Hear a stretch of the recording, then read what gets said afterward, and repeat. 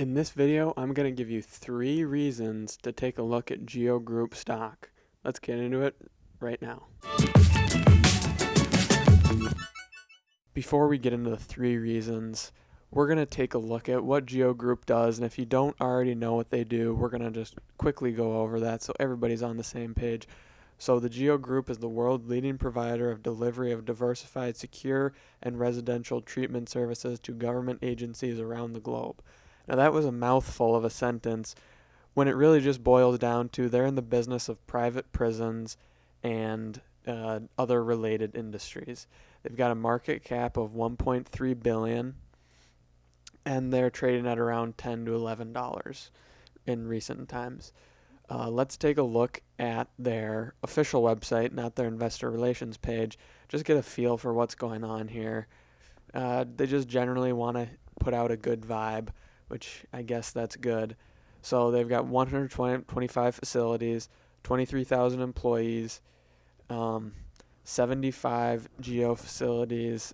Okay, and you just get a bunch of stats. So basically they're in the private prisons, and they don't really want you to see that with their investor website. So we're going to take a look at some of their financial data to get a better look at what they actually do. So here I have them pulled up on Seeking Alpha just because this is a really easy place to get a feel for what a company does. Looking at some introductory stats, we have their FFO and price to FFO, which is how we measure real estate investment trusts in terms of valuations. We don't use earnings per share. We use FFO, which is funds from operation. So the Geo Group trades at around 6 times forward FFO, which is very conservative, and we're going to look into more of that later in the video. This yield for their dividend yield is wrong. We're going to get into that as well, that it's not actually published correctly on this website. Their short interest is only at 3.3%.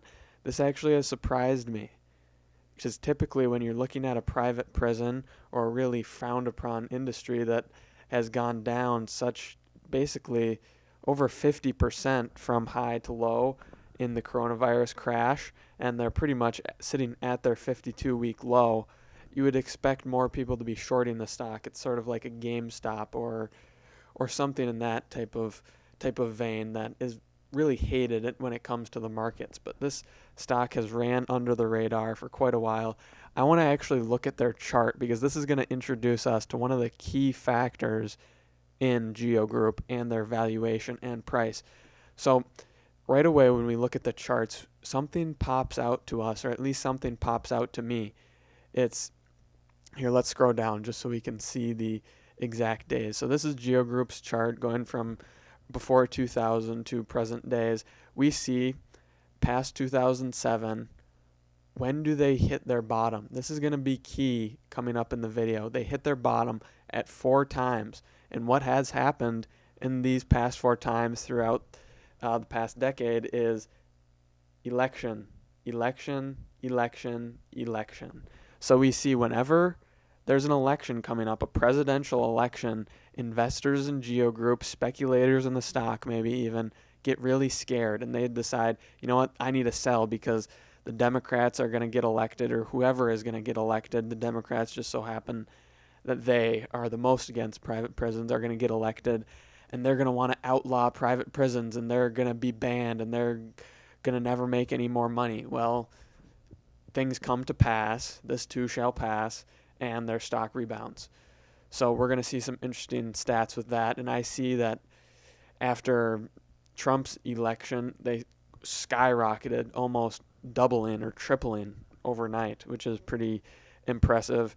But today they're sitting at relative lows, and I don't know. If you see this and you don't know what's actually going on, you'd be really scared. Oh man, they went from $32 down to $10. They're down many, like over 50% in 4 years. What's going on? This is scary. You don't want to catch a falling knife. But when you see where the knife is actually falling, it becomes a lot easier to catch. So we're going to get into that right now with the 3 reasons. So starting off with reason number 1, they are dirt cheap in terms of valuation. We saw on that chart there earlier, they're very low in price. Well, that translates to a low valuation as well. This isn't just the low price. We see here that they are at all-time lows in terms of price to FFO valuations, which is, again, usually how you value a REIT. You either use adjusted funds from operation or just straight up funds from operations. This is a pretty universal metric when it comes to real estate investment trusts. So we see that right now, if you can see in the bottom right, they're trading at 6.5 times trailing earnings, and they're trading at around 6 times forward FFO earnings. So what does that mean? That means they are trading at a 15.3 times, or percentage, don't want to mix that up, FFO yield. So that means for every share you own, you're getting 15.3% FFO yield from that share. And that also means it's a 5 times forward adjusted FFO, which is basically a proxy for cash flow. And that's a 20% AFFO yield, adjusted FFO yield. Now that is a great return, and that is a perfect example of why the stock is most likely undervalued. So I touched on the election year risk and how I think that the election year risk is actually being overpriced, as it has been the past 4 elections or however many elections. We see here that data to back it up, that the election risk is actually overpriced, and we see some expectations for how it will outperform the S&P 500 following the actual election. So we see here in 2016, the stock rebounded by over 100%. It went down 21%, and it rebounded over 100. In 2012, it rebounded 18%. 2008, it actually beat the S&P 500 in its rebound, I believe, or it came close. And in 2004, again, beating the S&P 500. So this is one of those things that if you just follow the trend, you're usually going to be pretty well off, because usually the fears, this is where value investing comes in. You have to be greedy where others are fearful. A lot of people are fearful of holding these prison REITs, and that's where you might have to be a little bit more greedy and say, you know what, I'm willing to take these profits despite the risks, because everybody else is massively discounting the future cash flow potential of this business. So let's get into one other thing when it comes to valuation. I want to focus on this term right here, net interest coverage ratio. So this is their ability to pay their debt. This is one of the big problems with Geo Group currently, is their debt. That's the only reason why I would be a little bit scared of them, is because they have a debt coming up in 4 years, a pretty large maturity. But for right now, their interest coverage ratio is very strong.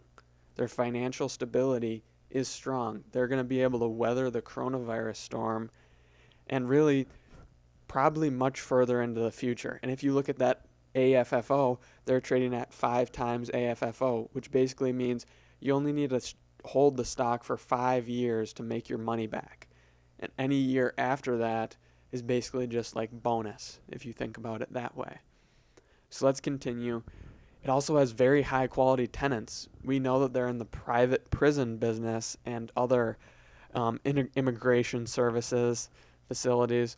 We see that it's United States Immigration and Customs makes up 21% of their revenue. The Federal Bureau, I hope I can talk for the rest of the video, makes up 13% of their revenue. So we see that the United States government, the highest rated debt market in the world, is actually sitting at a pretty large percentage of their revenue. And then if you add up all the states in the United States and then also add up Australia, they pretty much are dealing with tenants that are not going to default on their debt or their leases no matter what. They need these prisons and other facilities, immigration facilities, to maintain their populations, to maintain law and order, whatever it is. So these are essential properties that aren't going away anytime soon. And even if their managing business goes away, they're still going to have to lease these prisons out to these states and governments to use. They can't just replace these prisons overnight. These are very expensive properties and very finely engineered and whatnot to these local populations that basically they have high replacing costs. So let's continue. This is a map of their revenue over time. So we've seen that the revenue has gone up significantly up until recently. And that is due to the coronavirus crisis and the fact that people aren't filling the beds of their locations, because the way that their leases run is the United States government, especially, or the states, actually pays them by the inmate or person filling the bed. So however many beds they're filling in each of their facilities directly translates into revenue for them. So the reason that it's been dropping off is because law enforcement and immigration services are not filling the beds in the prisons due to overcrowding concerns. So that's why we see the revenue dropping off just slightly in the grand scheme of things, looking at it here, just slightly in the past 2 quarters. Now, there's no way that this trend goes on into perpetuity. This will have to reverse, and like all things with Geo Group, it too shall pass. We see that occurring a lot in this stock, that after a while, things are going to get better. It's not just going to keep getting worse. It's the election cycle. It's the whatever cycle. Things will get better. And one other thing I want to touch on is the cash flow of the business. In cash flow in terms to you, the investor, or whoever the investor is. So we see their trailing dividend payout has been increasing for a number of years. I apologize for not including the year, but you get the point. It's been fairly consistently upward until recently, where they've decided that, you know what, the market isn't really adequately pricing in our dividend. We're instead going to take that money that we would be paying out to shareholders and instead put that to paying off our debt, our outstanding debt, which we touched on earlier, which essentially means that they're going to try and lower their leverage ratio, which is going to increase their safety and also increase the stock's appeal to investors of many sorts. Because right now in the coronavirus crisis, some of the biggest stocks that have been getting killed the most are the highly leveraged stocks, which a lot of people don't want to own. They don't want to own companies with a lot of debt, because as much as people fear for inflation, the markets are actually fearing for deflation. In that environment, people holding debt are hurt quite extensively. So we see here that they cut their dividend to 34 cents per share from 48 cents. So that translates from a yield of 17% to now a yield of 12%, which is very significant. Now, this isn't like they're cutting their dividend completely like their competitor CoreCivic did. They're just cutting it a little bit, from 48 cents to 34 cents, from 17% to 12%. And if we think about that, 12% yield on your investment only in terms of dividend is pretty good. And that translates back to the valuation, which is everything in this stock is just a big circle. The valuation is the crux of it, that basically you're going to be making your money back in a very short amount of time if you can hold this stock through the ups and downs. And I think we've seen, I'm not going to say the limit of the downs, but at least the limit of the recent downs in terms of election risk.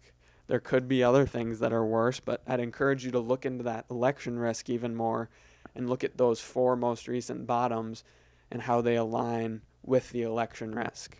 So I thank you for watching. I appreciate it. Make sure to check out Geo Group. I actually am not invested currently in Geo Group. I've been waiting for a good time to get in. Considering the recent stock market volatility, it's just been a little bit of an up in the air type of thing for me. So I'm also waiting for the election risk to be fully priced in. I don't know when that'll be, but I'm waiting to maybe cost average in. So thank you for watching. Like, subscribe, and leave a comment. Tell me if you think I'm crazy, because I totally could be on this one. It's a little bit outside the box. So see ya.